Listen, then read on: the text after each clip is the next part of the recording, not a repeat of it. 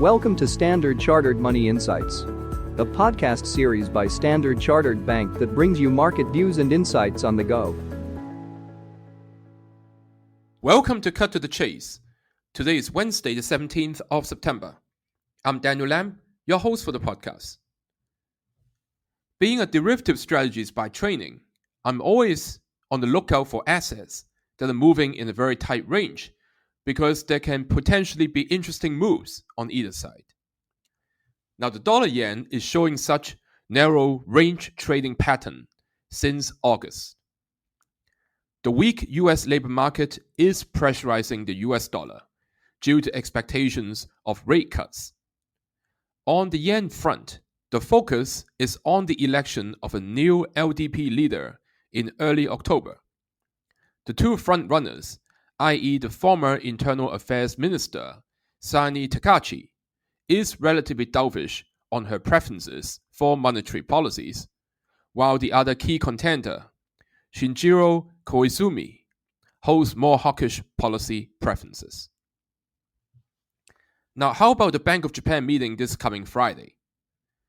So the BOJ is likely to be keeping policy rate unchanged due to mixed economic indicators and ongoing political uncertainties aforementioned. Now, some numbers in the economy did improve. For example, the second quarter GDP growth was revised sharply higher to 2.2% on an annualized basis due to stronger consumer spending and net exports. The labor market stays robust, with unemployment at 2.3% in July and real wages turning positive for the first time in months. However, industrial production declined and exports contracted for the third consecutive month in July. Despite these near-term headwinds, the central bank remains committed to its gradual normalization strategy. The timing of the tightening depends upon the sustainability of wage growth and resilience of consumer spending patterns. Both October and December represent viable windows for policy actions, with the choice dependent upon the confirmation of wage trends and consumption follow-through.